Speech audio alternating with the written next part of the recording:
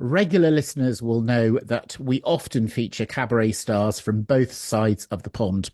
Well, Community Breakfast Show favourite Jeff Harner dropped me an email a couple of weeks ago to let me know that the unbelievably talented US star Quinn Lemley is coming over to the UK in the middle of February for two shows at the Pheasantry in Chelsea.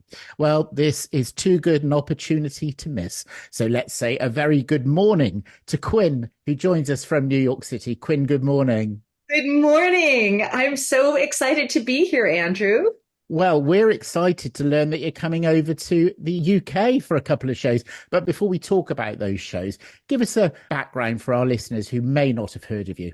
Well, I live in New York City. I'm originally from Indiana, and I'm known for my show, Rita Hayworth, The Heat Is On, which I'm bringing I've never performed in London. I've never performed in England or the UK. So this is a first for me. I've performed all over Greece and Brussels and, Switzerland, and China, but never the UK. So I'm so excited to go to London. You haven't made it until you've made it in London. That's true. That's true. So I've made it in New York. Now I have to make it in London. Quinn, tell me about your musical passions. You've been involved in music from a young age. I love singing. I love music, and I've been influenced by all of the glamour girls and the great female singers that do the standards. Julie London, and Margaret, Rita Hayworth, all my redheads. I love all Eartha Kitt. All of these wonderful, wonderful singers have influenced my music. And but I sing everything from the Great American Songbook, which is in the Rita Hayworth show, to my show Burlesque to Broadway, which is me and 2 to 4 girls in a 9-piece band. And we celebrate the women that went from burlesque to Broadway and beyond and shape-shifted culture as we know it. And Rita did that too with, Put the Blame on Mame and that famous, black Jean-Louis gown, and which we have in our show. And it's just a marvelous story. And we've been in residency. We got extended for 18 months in New York. And now I'm back out on the road in theaters. So touring. When you are performing as Rita Hayworth, you've got quite a responsibility, haven't you, to really do her justice? Yes, yes. I'm so lucky because my writer director Carter Inskeep, who wrote Always Patsy Cline, we've collaborated on this piece, and it's evolved over the years. And after COVID, he really made it part of the Me Too movement and women's empowerment, and made her and as I'm getting older, she's sassier and saltier, and it's very witty and funny. But what I had to do was read everything and even go to the library and look at old magazines. And our quest was who was Margarita Cancino and who was Rita Hayworth, and what was Margarita's dreams and hopes and her vision, and who was she as a person. And of course, I read everything about Orson Welles and Prince Ali Khan and Columbia Pictures. She was the star that made Columbia Pictures. And she was also Fred Astaire's favorite dance partner. And I watched all the movies and I have the choreography, but then there's a point where you have to trust the script and you have to throw all that research away, because this is not an imitation. I'm not like a drag queen or anything like that. I love drags, but this is a serious 90-minute show. And it's very poignant. And there are a lot of people, a lot of younger people are coming, and women especially, leaning forward because her story was she was the star that built Columbia Pictures, the hottest star in 1946 with Gilda. She was the pinup on the last atomic bomb ever dropped. Hopefully that will remain that way. And she was the first princess before Grace Kelly. She married Prince Ali Khan, and she married Orson Welles, and she had her own production company, and she was a mother. And sadly, they thought that her erratic behavior was due to alcoholism, but she had early onset Alzheimer's. And because she fought for her daughter, Yasmin took care of her later in life and created the Alzheimer's Foundation and the big charity ball that has helped millions of people, because Rita Hayworth was the first celebrity to come out with the Alzheimer's. And we deal with it in a very beautiful celebration of her life. This is a celebration of her life and her accomplishments, the ups and downs of being such a big star and having contributed so much to culture.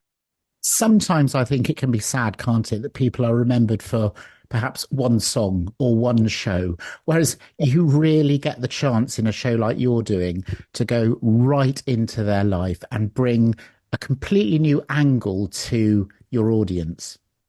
Yes, and when we first started the show, we were confined to the music of Rita Hayworth. I don't know why we did that, but then I met my husband, Paul Horton, and he was my manager and agent and producer. And he said, "Why are you guys limiting yourself? You're in the time of the Great American Songbook and the Hollywood Songbook.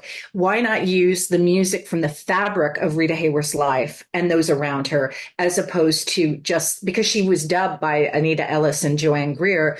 Why not use that fabric to tell the story?" And so that opened us up to so many things. Lady is a Tramp, Sinatra sang it to her in Pal Joey, That's All, which was Dick Haymes' brother's song composed. It just opened it up. And the whole thing with Orson Welles, he was a magician. She was in his magic act. So she sings that old black magic. And my musicians are so fantastic. I have incredible musicians. I'm flying over with my musical director and Andrew Wheeler and my dresser, costumer, who created these.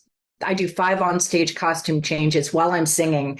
And Mr. Wendell, he's a genius. He works on Broadway. He's in Days of Wine and Roses. I haven't seen it yet. But the work that he does is so authentic to the 1940s and to the period. And it's just marvelous. I think our listeners have definitely got a taste now for the show that you're bringing over. Let's talk about the business end. When are you there? Where are you appearing? And how can people get tickets? We are appearing at the Pheasantry in Chelsea on February 16th and 17th, a Friday and Saturday at 8 o'clock. And the doors open at 6:30. I think you can have dinner there, and it's £25. You can go to the Pheasantry's website is pizzaexpresslive.com, or they can go to my website if they don't want to have to search through all the other acts. They can go to quinnlemley.com and click, tickets, and then it'll take them to the appropriate page at the Pheasantry. Sadly, I'm flying back from Germany that night. Otherwise, I would have been there like a shot. But can I wish you the very best for the show? I really would love to see you back over in London at some point again for maybe one of your other shows. I would love it. I would love it. Well, we're hoping to do a tour of the UK with Rita. So I have some producers coming, and that's the goal. That is the goal.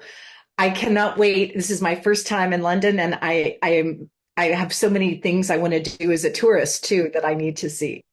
Would you be happy to join us as one of my star guests in a couple of months' time? And we'll talk about your life from when you were born to Rita Hayworth and beyond.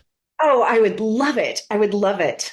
Thank you, Andrew. This is amazing. Quinn Lemley, thank you so much for joining us. It's been a pleasure. Thank you. Once was a shooting up in the Klondike when they got Dan. Folks were putting the blame on the lady known as Lou. I get too hungry for dinner at 8. I like the theater, but never go late. Amado mio, love me forever and let forever begin tonight.